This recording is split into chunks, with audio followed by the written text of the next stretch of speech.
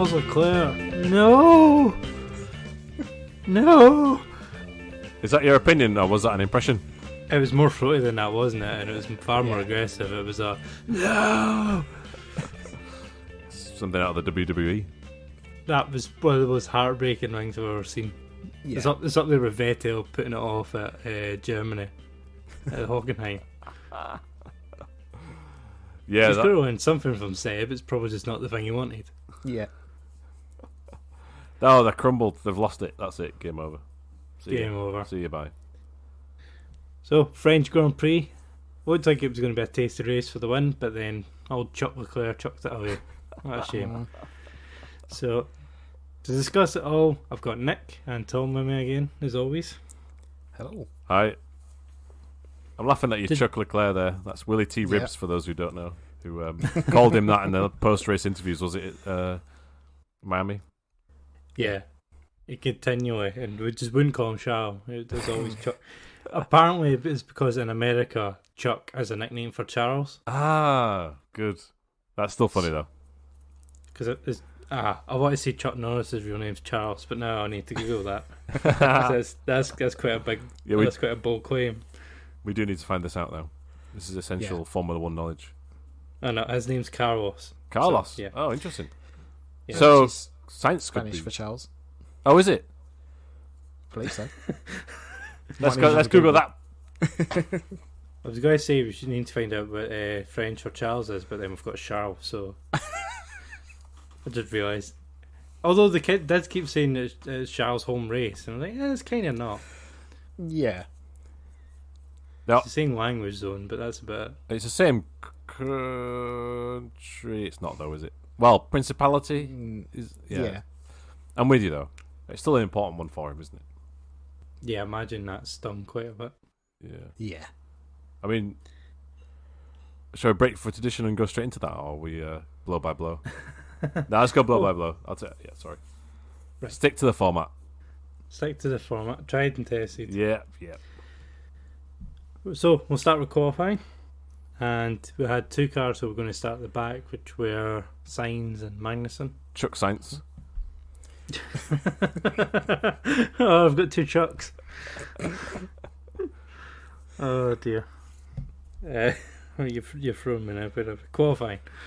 Q1 was the usual suspects. Joe had a bad one again. Schumacher had got through, but then lost his lap as well, so he was out. Latifi got the upgrades, but he was still last. Yeah, the car got an upgrade. I don't know if Latifi did. He was 3.5 tenths off Albon. It's a bit of a shame. Albon had a spin as well, so it could have been quicker, I think, on his last lap into that chicane at the back. What do you think about Mick getting his time thrown out? Nick, I didn't see what was instant. It was one of those where he's right to feel hard done by, but he was outside the track limits, but only just. But that's how it goes. Yeah, so it was on the inside of Virage de la Hotel. Turn 3. Turn 3, yeah, thanks for that. Sorry, I just... oh, God, I can't pronounce some of the rest of the names. Oh, I seem to remember we had that debate last year at this track, didn't we? We did. Just try and avoid that. Oh, yeah, is there not a corner called the Bomb? Le Beausset. That's it. Ah, yes. Or Double Droite de Beausset.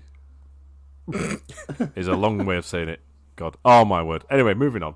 So Mick's on the inside curb, and there's a little bollard, and he apexes at the bollard, and it is a natural thing to do what he does, but it is 4 wheels off the track. But that's why he was surprised and shocked, like, what, that track? Sorry, that corner? If it was at Croft, it would have been fine. 100%, yep. Yeah. Sadly, it was at Paul Ricard. Is it in Le Castellet, or is it nicknamed Le Castellet? I have no idea on that one. Yes, it is in Le Castellet. People just sometimes call it Le Castellet, don't they? Oh, we're racing at Le Castellet, but I suppose that's the town it's nearby, or the venue. Anyway, we should probably move to Q2. Yep, Q2.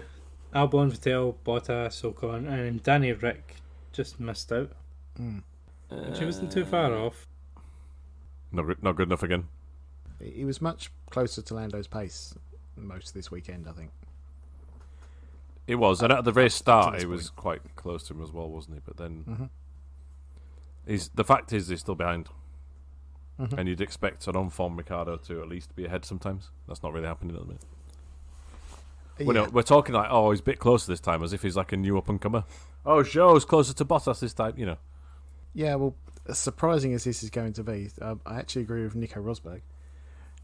Say that again, please. Yeah, exactly. He was saying about, is it that Ricciardo is struggling, or is it that Lando is really that good? Yeah, it's probably a bit of both, isn't it? Yeah. Because we've only ever had one benchmark for Lando, and that's Sainz. That's a good point, yeah. Yeah, it could also be like Norris's driving style happens to suit the new car philosophy and stuff like this. Yeah.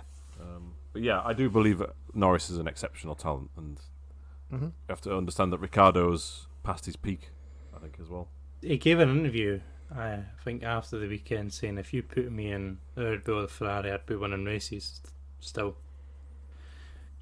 Which, if you put him in a Red Bull, possibly, but it's hard to tell because I know midfield cars are hard to get the pace out of, but that's what you signed up for, Daniel. You walked away from the top team to go to midfield teams, and this is what you've asked for. Not much really. You can't really say, if I was in a top car, I'd win, because Alonso could say that, Vettel could say that. Yeah. But they're in midfield cars, and you have to make the best of what you can do, and he's not really. No. And it's not like it's a one-off either, is it? It's ever since he left Red Bull. Yeah, true. I mean, that season at Renault when he got 2 podiums was pretty good, wasn't it? I can't remember whose team it was. Was it Hülkenberg? I want to say Hülkenberg. Yeah, it was. I think so. First year was Hülkenberg, I think second was Ocon. Yes, I think you're right. But he did well, but He he did. obviously decided to jump ship, and he basically had to restart again with McLaren. I think the McLaren is the stronger of the two teams, but it just hasn't worked for him. Well, I don't know. His first season there was okay, wasn't it? Well, no. He got a race win. But apart from that, I don't think it was very good. Oh, fair enough. That win sort of clouds your judgment. Well, it did for me anyway. Yeah. I think that's the only sort of good result that he had, or sorry, good drive that he had. He had a couple of other good results, but... So, fantasy McLaren team boss, who would you put in there instead? Zach Brown. Fantasy Zach Brown. Ooh, well, if it's Zach Brown, it would be Colton Herta, but... Oh, true. I don't know. You'd have to say someone like Piastri, to be honest, but I don't think that would happen because of the Alpine links. Well, Gasly. yeah, good shout. Because it's we need to see Gasly again in a different car than an AlphaTauri just to make sure it's right that he's there or not. Yeah. Any advancement on Gasly, Colin? No, I'll take my boy Pierre. It's not on the brilliant season, but that AlphaTauri is up and down. Yeah. Yeah, really consistent. Yeah. I would have said Piastri as well. I'd like to see him go a go, but there was talk over the weekend about Vettel going over, but I think it was just the rumour mill. Come mad, on. but yeah. Why would you even do that, though? Yeah. He's at Aston Martin or retiring. That's the simple thing. Yeah. So the rest of Q3, Norris managed to split the Mercedes. Mercedes' big comeback didn't happen in qualifying. Well, hate to say I told you so. The Hamilton was 9/10 behind Leclerc. It's such a Got big gap. pole, Such a big gap. but Charles had the benefit of Sainz pulling around, which was good team play by Ferrari. Yeah. Double chuck. The two Chuckle Brothers. We're going to slate Ferrari a lot this year for their teamwork and everything, but at least in qualifying this time they got it right. The first lap in Q3, Sainz clearly did it, but the gap was tiny to Max Verstappen. Yeah. I also think the second time there was a tow, but Charles also pulled out a better lap in general. But very clever. So yeah, obviously Sainz doesn't actually really need to even be in Q3 because he's already starting last, right? You just need to set the one. Do you just need to set the one lap? Yes. No. Q1? In Q1, yeah. Yeah, you don't need to either. You can still get on the grid, but Right. it guarantees you a spot on the grid. Yeah. But they made sure he was in. He set the quickest time in Q2 by a good margin, just to make sure that he was then trundle around in the final session, just to give this slipstream. Yeah. Which is, it's probably the only good thing Ferrari did this weekend. Yeah, and it makes sense as well because like Magnussen got all the way into Q3, but that just means that one of their midfield rivals is further down the grid, even though they know he's going back. To Yeah, the true. back of the grid. Yeah, it prevents some other people getting into Q3 as well, doesn't it? For like Magnussen, for Haas. Yeah. Like, there's Ricardo or Ocon gets in there and then manages to pull a blinder and starts 8th as opposed to 11th. Yes, exactly. Yuki Tsunoda in 8th though. Yeah, improved. That lasted long. Yeah, I was thinking that. And also now I feel like I could be wrong here, but the field is split into 3 segments. There's Ferrari, Red Bull, there's Mercedes on their own, and then there's best of the rest. And so using that logic, Alonso's done a very good qualifying session there. Oh, yeah. Oh no, but Norris beat him, so take that back. Reverse. Well, the McLaren Alpine fight's quite interesting. It is, yeah. They're taking a step out of the midfield, whereas Aston Martin aren't really going anywhere. Williams are kind of just hanging about where they've always been, and Haas are either flying or they're nowhere. The Williams performance this season is my most disappointing aspect of these new rules. Yes. It's actually not good enough. No, they need to have a serious look at themselves at Williams because this is multiple rule changes now. They've had a chance to. Yeah. Now they've got the funds as well, and it still didn't work out. Yeah. Sad times. So, race. We had the lovely Scottish sounds of Paul Ricard this weekend rather than Martin Brundle. And we also had Nico Rosberg sitting in his cupboard in Ibiza. Yeah. Because he's still not allowed at the tracks. Why is that? Why is that? Because he's not fully vaccinated against COVID. Oh, that's right, yeah. And if you're not vaccinated, you don't get in. Because they had to replace the medical card driver this year as well. Was it Matt Van Der Merwe? Yes. Yeah. Yes. Yeah, so he had to go as well. So yeah, Nico Rosberg jumping in for his covered on Skype was a treat. If I was Sky, I'd be like, why am I paying for them to be in the cupboard? They've got enough pundits anyway, just see you later. Is my opinion. Anyway, we should. He's sensationalist is what I'd put it as. Yes, good word. He is the Daily Mail of Sky's F1 coverage. Yeah. He's a pound shot Villeneuve. That's what it is. He's trying to steal Jacques. Brilliant. Not Jacques. Is it Jacques? Jacques.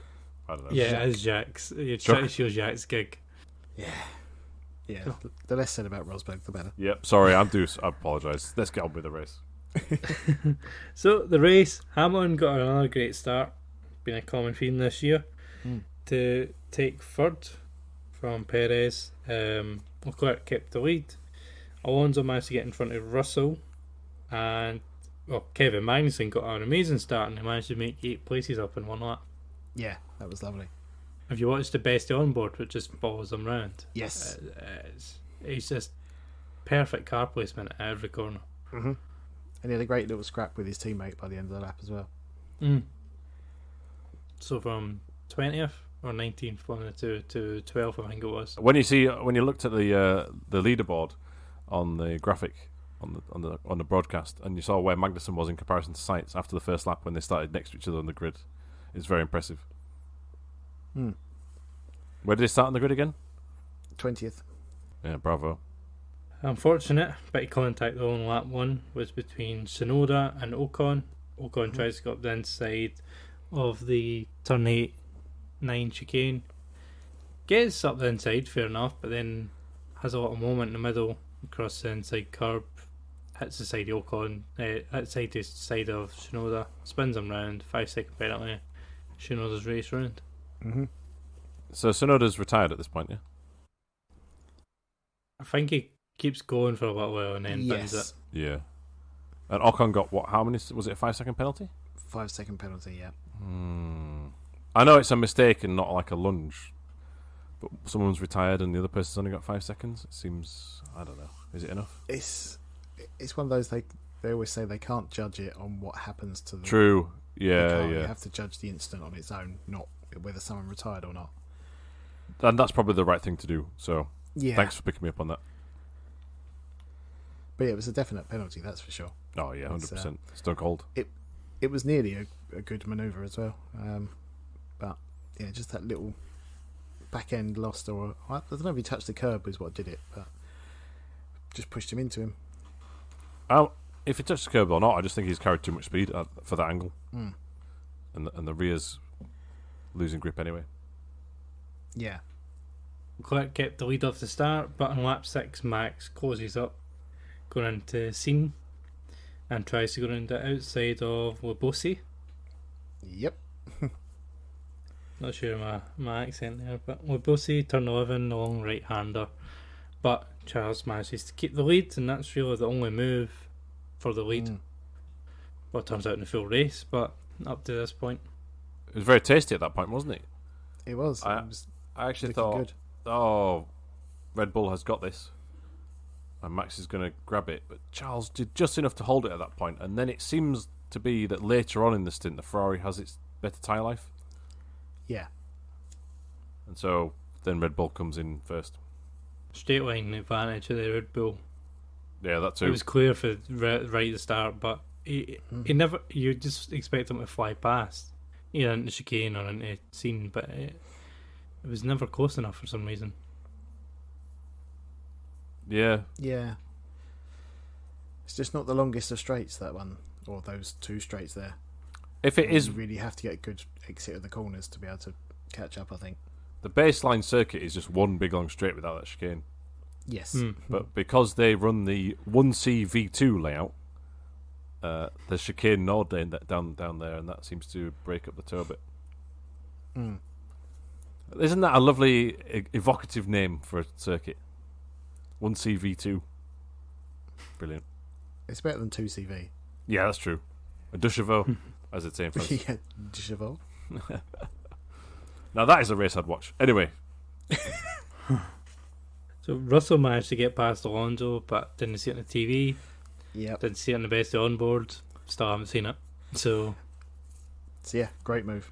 yeah, fantastic. There was a bunch of midfield moves you could see on the leaderboard because the leaders were so close to each other. Didn't they cut the feed or even show any replays? I understand not cutting the feed, but some replays would have been nice. Yeah.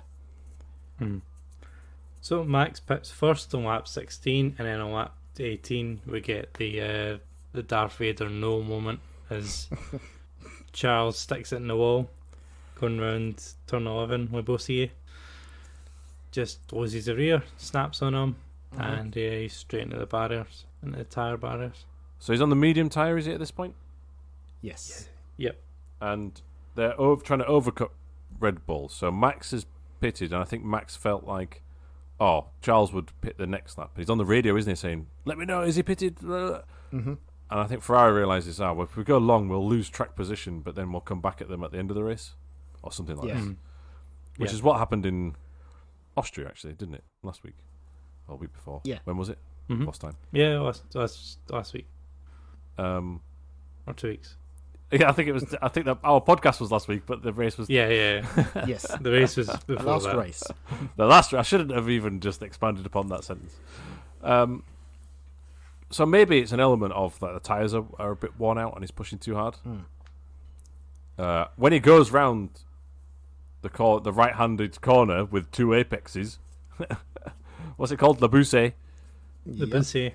He leaves a big black mark from the left rear tire. I don't know if you noticed that. As he's just as he's about to lose it, so he's got, I don't know, the throttle on too early, or it's too much entry speed. There was a comparison video of the lap before that and the lap of when he crashed, and he went through Scene quicker on the lap he crashed by something like 4 kilometers an hour quicker, and carried more speed into the Beausset and was on the brakes still when he spun. Interesting. He was still on the brakes, but he was bringing the throttle in to carry on. Whereas the lap before, he was off the brakes and was coasting, and then putting the throttle on. That's fascinating. That's attributed to it. I don't know.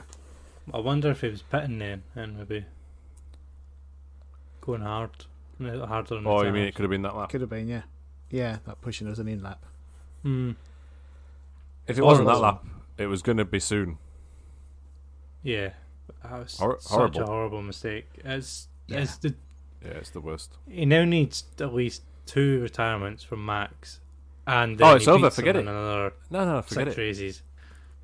It's done. Well, But at least the Well, races will no- still be interesting because we still don't know who will win each race. But Max can just finish second now for ages. you can't just say it's done. We've got another like 12 podcasts. to No, do. like I'm saying, each race result is up for grabs. But the championship's But over. the championship, yeah. I was so disappointed because it looks like after Austria that things might close up a little bit, and then Charles has just chucked it completely. Yeah. I mean, has he though? I mean, he has here, but is he under too much pressure because of the unreliability in previous races? That and he's binned it himself a few times. No, true. Yeah, I was trying to be devil's advocate. I'm with you. He's completely thrown it away as well. The team, every element of Ferrari has thrown the championship away when they could have won it. That's my opinion right now. Whether that's strategy, Yeah. whether it's reliability, whether it's the drivers. And I just feel the whole unit is too rusty from not fighting for championships for too long. But I really hope that if next year's car is in a similar speed position, they will nail it because this will make them hurt. And that makes you perform better, I think, in the long run. Yeah, I do know what you mean with that. It'll motivate them more than ever to next season to make sure these mistakes do not happen again.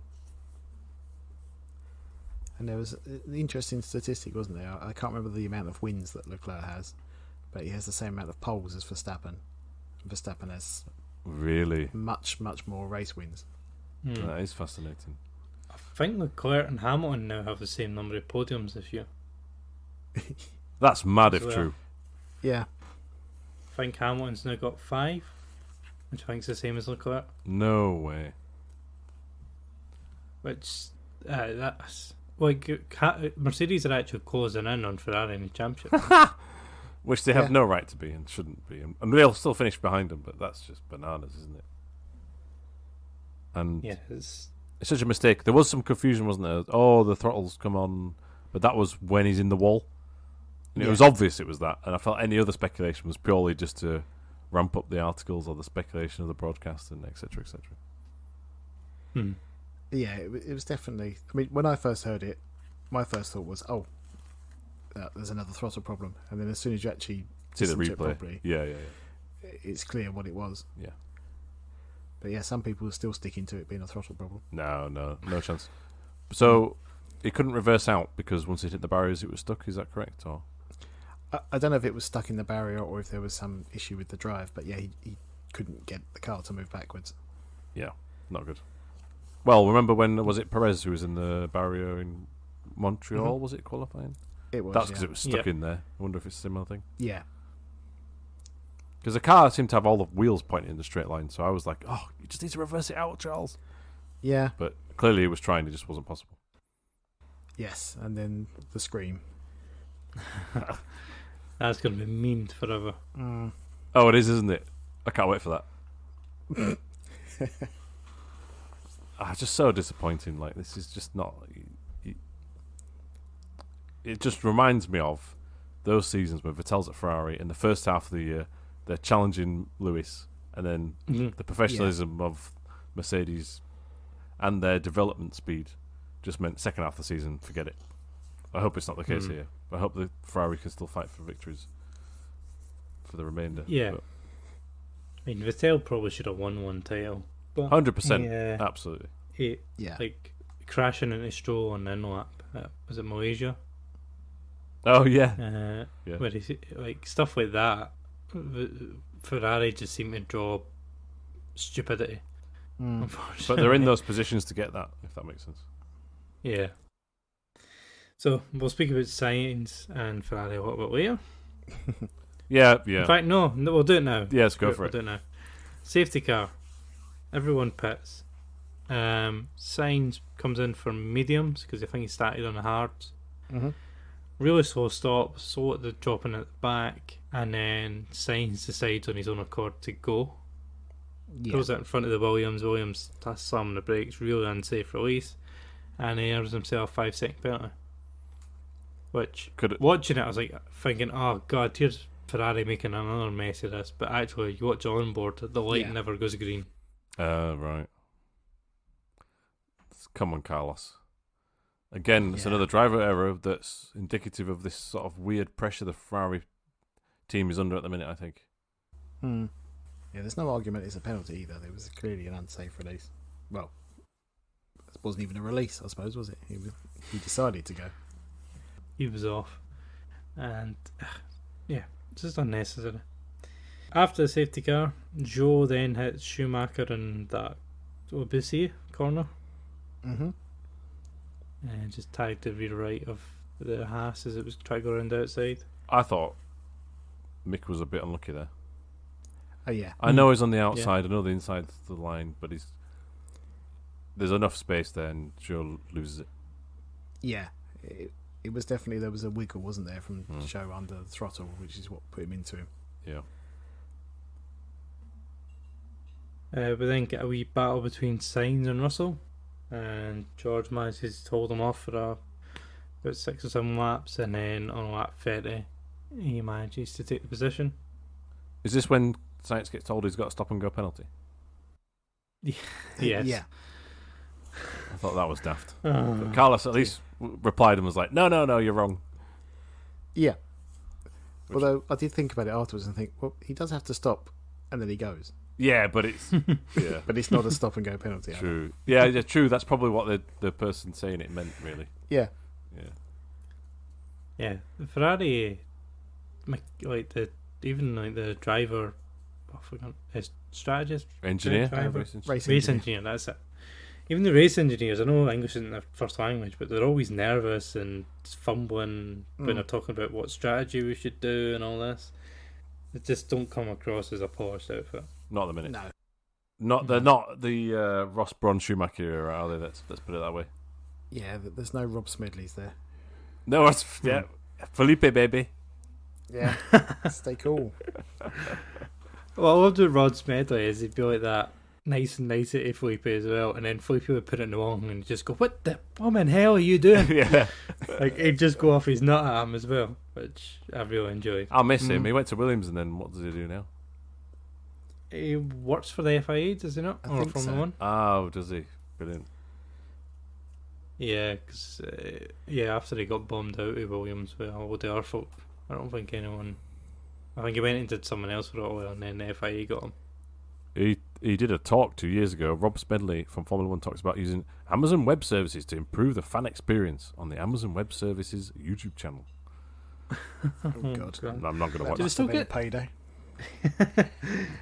We still get the AWS stats, don't we? I never Yeah. pay attention to them, but Nick does. They're not as crap as they used to be there. Ah. They're not as intrusive and they're not sort of on the screen instantly, but they are still there. Hmm. He's building electric carts. Alright. Also, there's a clip here. Rob Smedley angry at Michael Schumacher. Save that for later. Yep. Yeah. So, 11 laps later, after Sainz gets past Russell, he gets a good run on Perez, tries to go round outside the scene into Obusi, but Checo closes the door. Then squabble, and Sainz almost runs into the back of him a few times, going through the rest of the lap, and then he manages to get around the outside of the long left-hander, the penultimate corner, and take the position. As his race engineers on the radio telling him to pit. On the run-up to that, the whole thing was a disaster, I thought. The whole Ferrari race engineer discussion. Like, what Carlos was saying on the radio was, are we pitting or not? Because if we don't pit soon, there's not enough time left to catch up. Especially because it's a one of the longest pit lanes in Formula One. So it's such a long transit time. And then they dilly-dally, don't they, for like 5-6 laps? Then they call him in while he's actually made it past Perez. Then they pit him. But at that point, you think, well, if his tyres are good enough to get past Perez, aren't they good enough to end the race? That was my opinion. Yeah. He had 10 laps to go. Yeah, get it home. 90%. You're already... I know they're saying that they wouldn't have done, and there's a risk, but it was still quick enough to get past. It Perez. was slightly misleading, I thought, there, the way that the radio transmission was broadcast. Well, just because the messages are often half a lap to a lap behind. So I know on commentary they picked up saying that they can't say that whilst he's in the middle of an overtake. I'm pretty sure they didn't say it in the middle of his overtake. It was probably on the back straight. He was just starting to close up on him going into scene. I also thought Perez's defence was a little bit naughty as well. Ooh, at what point? Not penalty worthy or anything like that, but when they came through scene and Sainz is on the outside, he doesn't quite leave a car's width, so Sainz has to back out of it. And then I thought he moved over on him very late on the way into the last two corners. Oh, yeah, he did. There was a few close calls in that battle. But it was a lovely move, though, in the end. Well, great move, but completely futile because they pitted him and didn't pit anyone else. No one else pitted at the top. So, if you're watching him going through the pit lane and you think, oh my, because he has to do the 5-second stop, pause before the pit stop. The whole thing's just completely unnecessary, and even he was even behind Alonso, wasn't he, at that point? Yeah. The choice that they had was risk not making it to the end, but if you do, you'll get third. Yeah. Or we'll settle for fifth. Well, yeah, go for third, surely. Let's be real about this. Sainz is not in a drivers' championship battle, so get a Ferrari ahead of a Red Bull is a better scenario, even if you risk it or not. Yeah, I mean, Sainz is only a point ahead of Russell now, so he's I think he's 99 or 89 points or something behind Verstappen. Goodness me. So yeah, he's out of it, but obviously didn't want to. I'm assuming they're running short of engine components at Ferrari at this point. So yes. Oh, is that a concern? If you stuck it upside down at the barrier, probably would be. Fair enough. So the battle with Carlos and Perez then leaves Perez a bit vulnerable in the following lap. George closes up on the back of him and makes a move into the chicane on the Mistral Straight. Mistral Straight. So he makes a move, a dive bomb up the inside the first part of the chicane. Checo half defends it, but then runs off the exit and keeps the position. And keeps the place, doesn't go order to give it back, and it was a major dive bomb from Russell. I swear every time I watch this move I change my mind. Yeah, it's so weird, isn't it? Yeah, because at first I thought, he's down the inside, Perez should probably have given the corner up, and then the next time it's like, but he was never really making the corner, and I still can't decide, so it probably is a racing incident. Yeah, I think it is a racing incident. But the only thing that caught my eye was if you watch it from Perez's onboard, Russell commits to the inside and Perez does slightly squeeze before they turn in. He slightly changes his line, so that pinces Russell. But I don't think... it's not worthy of a penalty or a change of the outcome at all, but... It's slightly on the edge of moving in the braking zone, and I wasn't too keen about that. Having said that, Russell blowing up was completely wrong, and he was out of order. And in the heat of the moment, he'd misremembered it, I think, or something. But then he kept quoting this new rule about, the front wheel to rear wheel. Yeah. Which seems weird. Yeah, he's saying his front wheel was in front of his rear wheel as they got to the apex, which... It was. If you don't brake for a corner, you can do it anyway, but he doesn't give you the right to it. But I did think Checo was cute because he did edge him over and cramp him as he was braking. He did, yeah. And then he bailed right at the time where it was like about to be tire contact, or if there was contact, he bailed right at the moment that was about to happen. So I think it was kind of like Hamilton last year at Abu Dhabi. He was clever about how he did it. Yeah. And got to keep the position. But yeah, if there had been a crash, it'd have been Russell's fault. But the way that Perez defended, he was never actually making a corner. The way it worked out in the end, I was happy with. But Yeah. we had to hear Toto on the radio for the first time in a while. Yes. Twice. Dot. God, your accents are really wide ranging. In that none of them are good and they're all just completely all over the place. Yeah, so Russell had to get calmed down, but he got it eventually. But I was confused with it as to how. yeah, so we got a crash between Magnussen and Latifi for the first What the couple heck? corners. Sorry, Oh, yes. I thought Magnussen was out of order there. See, I'm the other way. Oh, Yeah, I thought Magnussen was he was running along the line, but Latifi crowded him as well.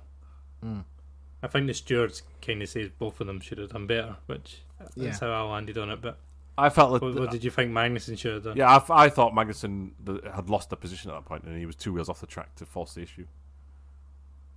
To me, it was conceded, but I love this difference of opinion. That's good. Yeah. Like it was what he was doing was like if he was in a touring car race. I felt. Yeah, I do know what you mean, and it kind of reminded me of when cars go around Brooklands at Silverstone. Yeah, exactly that. People running out wide, but wide. But yeah, I don't know if it's Latifi's fault, but he just didn't leave enough room for Magnussen to get round that corner. But yeah, Magnussen probably should have backed out as well. So after that incident, they both retired, did they? Oh well, Magnussen certainly does. Yeah, they both retire. Joe then pulls off, which causes a VSC. I was hoping for full safety car. I didn't see what the failure was. Is it an engine or? Well, I didn't see either. No, I didn't catch that either. No, so he's off VSC. Then the VSC system breaks, which is always good. Is that what happened? Yeah. Right. Yes. So I think it's supposed to be 15 seconds between the VSC ending message coming up and then it ending. It's 10 to 15 seconds because apparently there has to be some element of random to it. So they're coming on the back straight, Russell and Perez, and I think the ending message comes up then. Because it looks like Russell hangs back and makes a run for the chicane to try and jump the start, basically. Yeah.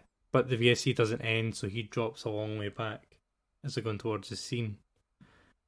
Then it goes another half a lap, and as they're coming into the final, I think 3 corners, it eventually ends, and he just sticks the throttle down, gets a sharp reaction in Perez and gets around outside, takes third. Just the whole bit in the middle where the Russell's left a big gap, and then it looks like they were both racing at one point, and then it was back on again. That looked just a complete farce. But like, if it's because the system failed, then fine. But you needed some Benny Hill music, didn't you, over the top of it? Yeah. I don't buy the whole Christian Horner, this cost us the position, because he thinks that they did it differently for their team to everyone else. No, really? Apparently all the teams and all the cars had the same messages. It was confusing that it ended, but then it didn't. But then they had the following ending message. So they should have continued from that. Right. But yeah. Anyway, sharp presence Looks like of Perez mind. just made a mistake. Yeah, exactly. It does. And by the way, Perez was so slow in comparison to Verstappen this weekend. For him to even be in that position, nowhere. Apparently, had struggles in Friday practice, but okay. Yeah. Yeah, it was. He couldn't get past. Was it Hamilton who got in front of him at the start? He couldn't get near Hamilton. He was beaten by 2 Mercedes on pace. Yeah. That's damning. It's interesting, the Mercedes. Once takes about 8 laps into the race, and then once that happens, they're up to pace, close to the pace of the Ferraris and Red Bulls. And they're really Once the slow in tyres seem qualifying. Yeah, Toto was saying afterwards they just can't get the tyres in the window, but once they're ran for about 7 or 8 laps in race conditions, suddenly they're great, but in qualifying they can't get any temperature. So it is. I'm also wondering if the Honda and Ferrari engines have got some extra special party mode which is banned. allowed to use them Yeah, this I know, year, but aren't they? they've. I'm wondering if there's some straight line speed thing with the Merc just being not that quick this year. So, sharp move by Russell. They were both playing the game, trying to Yeah. hang back and then go and hang back and go. But just gets you a penalty on the game all the time. It's annoying. Yep. So, yeah, fair play to Russell. And then we almost get a last corner crash between the two Aston Martins. It's Vettel's closing in on Stroll. He tries to get the switch back for the final corner, and I think Stroll does the classic thing of parking on the apex, and I'm not touching the throttle until you almost hit me. It goes a bit further because I always remember this is my BTC reference for the podcast. From 1923. 1923, yeah, when it's called the British Saloon Car Championship. About 2009. Matt Jackson at Knock Hill, your local circuit, Colin, at the hairpin. He would defend going in the hairpin, and he would defend coming out by just continuing round almost like the inside line, so that you couldn't get the cut back on him, if that makes sense. So he would defend coming in, someone would go wide, try and get the cut back, but he'd just carry on turning and come out on the exit on the inside line as well. And Stroll, if you watch the best onboards from Vettel's point of view, he sort of has a shallower entry, doesn't he? But then he sort of comes out the corner on the tight line as well. It's kind of clever. It looks a bit messy, but Vettel puts his hand up in the air, doesn't he? I think. Yeah, I thought it was a bit naughty to do on your teammate. It is, but it's the final lap or the last corner, so. And it's for the last point position. It's the only fighting thing I've seen Stroll do all year. True. He's normally given in and retired by now. Yeah, he's missing Brad. Yeah. He's still been the same since Brad left him. Vettel, I loved it afterwards. I was just trundled his way along the line. Yeah, gave in, didn't he? Like, Totally. obviously peed off, and I was watching Gasly getting close to him, going, "You better watch yourself here." It's he's coming towards you. But yeah, last points scoring position for Stroll. Double points for Norris, Ricciardo, and also for two Alpines. Alonso's race was very quiet, but that's another good result. And next up is Hungary, where they were both quick last year. Yeah, but also it was weather affected, wasn't it? And different rules this time. But yeah, you're right. Yeah. Well, this Saturday for qualifying is apparently going to be. Don't buy it. you believe nothing. Nope. So it's apparently going to be a wet qualifying. Ooh, that could be interesting.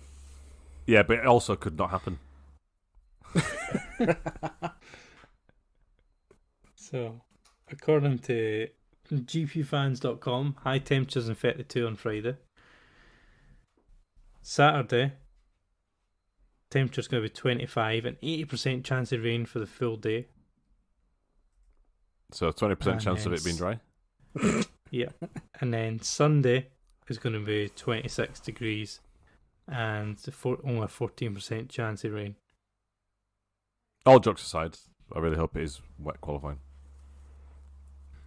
Yeah. But double podium for Mercedes, Mm-hmm. first time this year.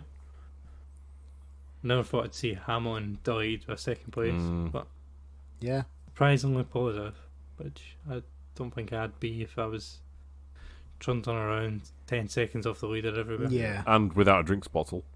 Yes. Oh, yeah. He looked gubbed after. A what? He looked gubbed after. Not sure He that's looked English. tired. Gubbed is English. Come on. I've not heard it, to be fair. What? Gubbed. Being gubbed means a bookmaker has moved your right to free bets and promotions. That's from. Yeah, the definition on Google is from beatenbetting.com, which it means being tired. That's the way it's commonly used. Yeah. Sure. It also means being beaten. It also means. Oh, yeah, I see. A verb means to defeat heavily.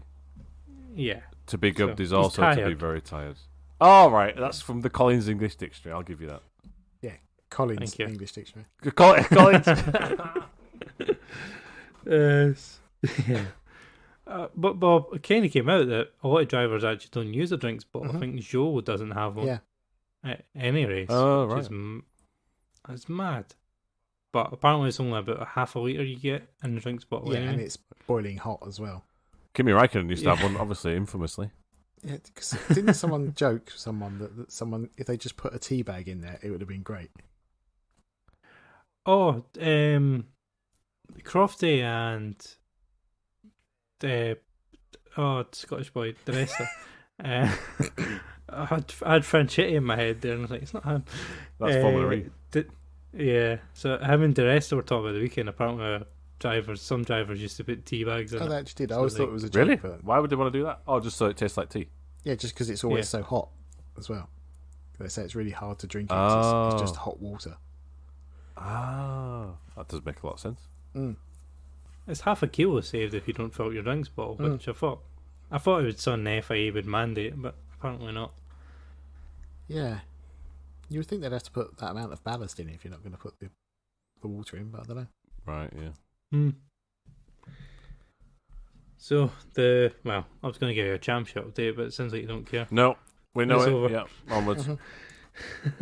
It does move Stroll clear of Albon now in the points. Oh, joy. Stroll's on 4 and Albon's on 3. But the big question is, how many points does Hulkenberg have now? The same as Latifi, funny enough. Vettel's actually done quite a bit better than Albon this year, and Stroll this year, comparatively. But it looks like Vettel's going to have his contract talks about Spa time, Yeah. just after the summer break. Which, do you think he'll stay? Yes. I think so at the moment. It's looking that way. Unless he crashes into the boss's son at some point, then we don't know. Yeah, if he wasn't the boss's son, I think Stroll might be in a little bit of trouble. Yes. Oh, 100%. But I also think his motivation is down because he knows he's safe. Yeah. He just, the Yeah, car's he bad knows this he's- year, I just won't care unless there's a chance of points. Yeah, the car's bad. 2-3 years ago, he was in his third quickest car. Mm-hmm. Yeah, I wouldn't follow Vettel into a team. Let's put that. Yeah. So, constructors and now Mercedes are only 44 points behind Ferrari, which is doable. And Alpine are ahead of McLaren by 4 points. Wow. Which is big for them. And this weekend we're at the Hungaroring and, well, not kill apparently. Are we actually at Knockhill this time? We are actually not kill this time. I will say I was lied to. Yes. I was lied to, and I should have checked it. No worries. No kill is this weekend. I'm glad it's this weekend because last Sunday we had thunderstorms here, How was it? so it may not even have been ahead. It was horrible. Oh, So really? This weekend we do have not kill, which I've missed the touring cars. Same, Oh. yeah. Not sure who will do well around there. So, Aidan Moffat for pole. Yeah. But what we do know is that no Scottish driver will win because they never do. And there's a 40% chance of rain on Sunday afternoon. Not going to happen then. So let's check out a wild prediction then. Go on. Go for it. Dexter Patterson to get a podium in race 3. That's a good one. All right, I'm here for it. I don't believe it, but it'd just be quite funny. So Yeah. That would be mad. Excited for touring cars or Hungaroring? Yeah, both. Unless it's a dry Hungaroring and then it could be a bit dull. Yeah, I don't like Hungaroring, but F1's put some videos up on YouTube the past couple of days, like top 5 most exciting moments, and there's actually been a fair few. Yeah. Yeah. I mean, last year's was unprecedented, wasn't it, when Hamilton was alone on the grid? Oh, yes. Yeah. Yeah. And then the year before that, you had Hamilton coming from like 30 seconds back Yeah. to get Verstappen. So Jenson it Button's kind of first has race moments. win from like the back of the grid, was it 2006? In the rain? Uh-huh. I want to say 2005, but I'm probably Or wrong. was it 2000? Oh, you might be right there, yeah.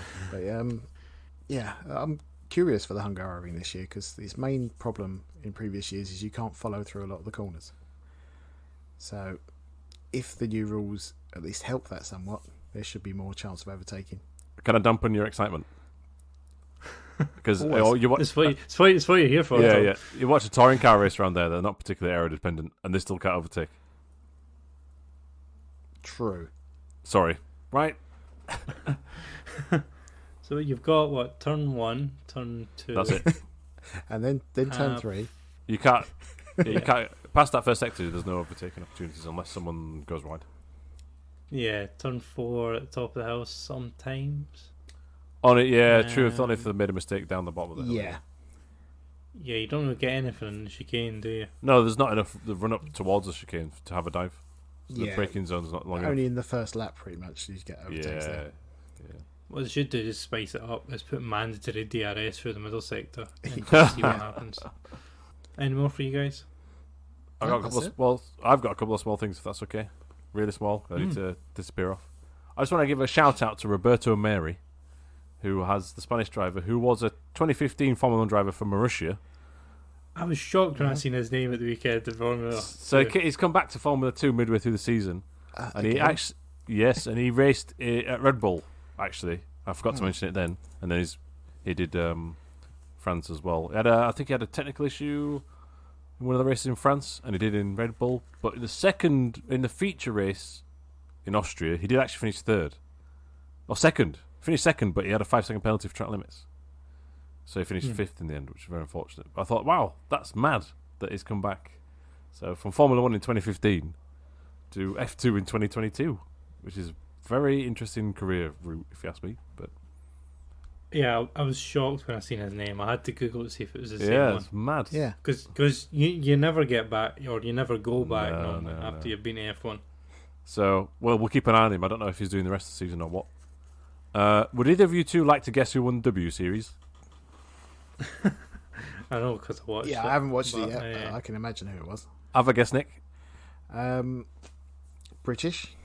Yes. Yes. Abby Pulling. No, Yeah. Jamie Chadwick. Jamie Chadwick. I think she's won every race this season, right? So she's won half of them. She's mad. Yeah. Um, And they're not she going did to come on- Suzuka either, are they? have they pulled that round? No, they're going to Singapore instead. Okay, interesting. She didn't qualify in pole. That was Visca, and who's a good sim racer. And when I really support Emma Kimmelainen was a terrible weekend. She qualified down the back. I don't know what happened. And someone had an incident on the line. Abby Eaton was reasonably up there on the grid, but crashed on the start line. It was awkward, wasn't it? I thought it was okay race though, Colin. Yeah, Not bad. it's hard to watch when you know who's going to win. Yeah, it is, yeah. But yeah, there was a few midfield scraps which were decent, and then Abby Eaton was not to spoil everyone for you, Nick. It was just okay. unlucky at the start. I've got a new plan for the Formula 2 and the W Series at the moment because I just got behind with them so much. I'm just going to leave them until the seasons are finished and then watch them all on a binge. Oh, right, yeah, fair enough. Then you've sort of forgotten the spoilers. Yeah.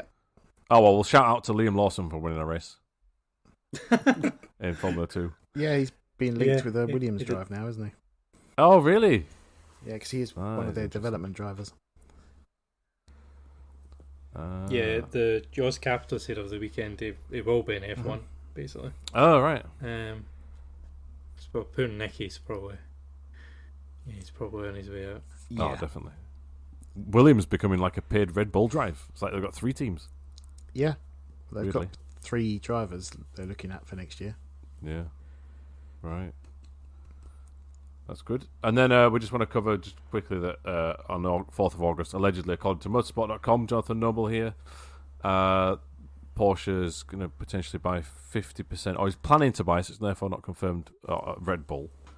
But it seems to be it's Red Bull technology, so it might not be related to the Formula 1 team.